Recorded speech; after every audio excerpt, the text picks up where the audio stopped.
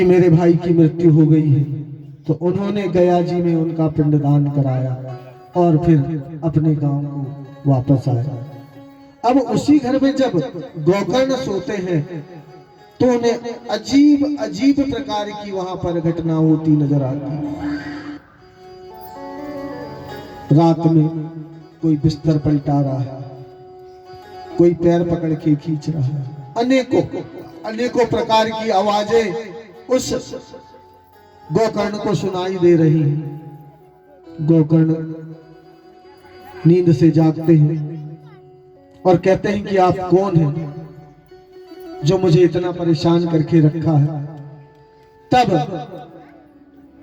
वह धुंधकारी सामने आता है और कहता है कि हे अनुज,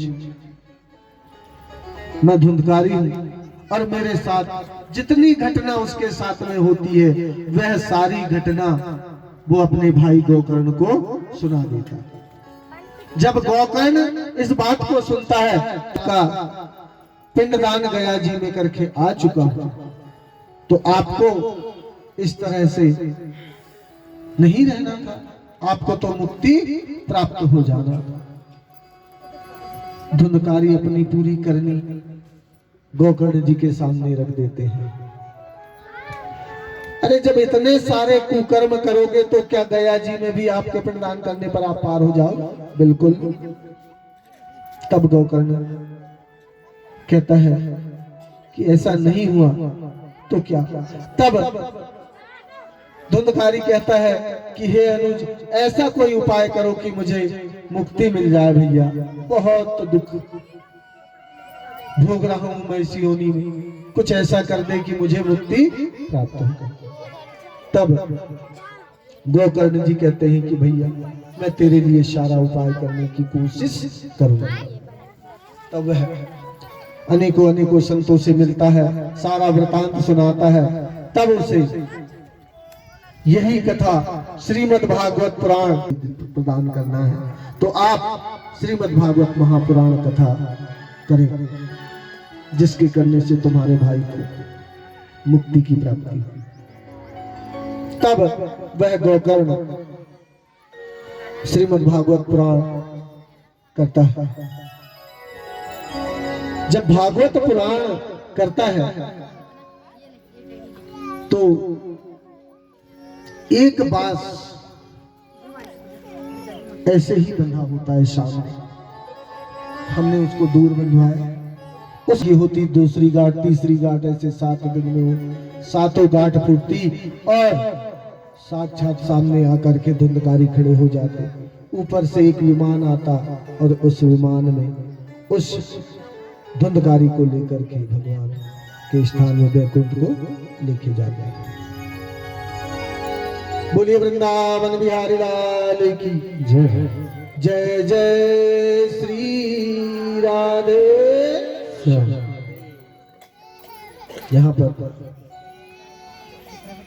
बड़ी विडंबना। अब कथा तो सब सुने हैं और 7 दिन बराबर सुने हैं, तो विमान उसी के लिए क्यों आया? बड़ी स्थिति ऐसी, सही बात है ना, कोई भी ऐसा प्रश्न करेगा और अक्सर होते हैं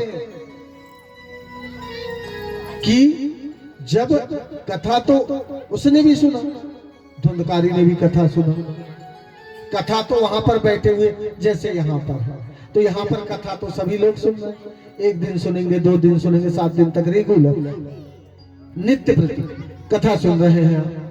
तो और उनमें से एक का उद्धार हो जाए और बाकी लोगों का नहीं हो, तो दिमाग में बातें तो आती हैं। ऐसी ही बातें वहां पर आती हैं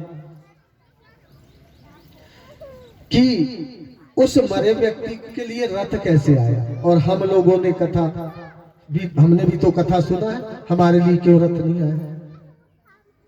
तो यहां पर एक बात आती है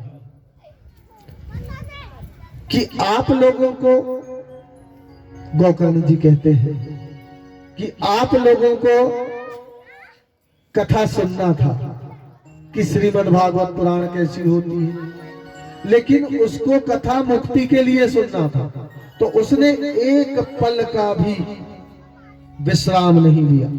पूरे समय वो उस बास में विराजमान था।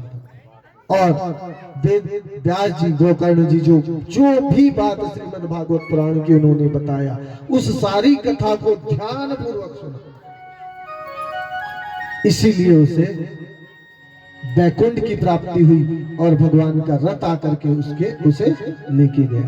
लेकिन तुम लोगों ने कथा जो सुना, सिर्फ कथा सुना, उसका कोई कारण समझे नहीं। जैसे आज हम कथा करते करते समय बीच में पूछ लेते हैं कि हम भूल गए भाई, आप कथा कहां तक पहुंची तो बताओ। तो आप में से कुछ लोग कथा का बताते हैं कि गुरुजी यहां से थी, और बाकी लोग तो चुप ही बैठे रहे।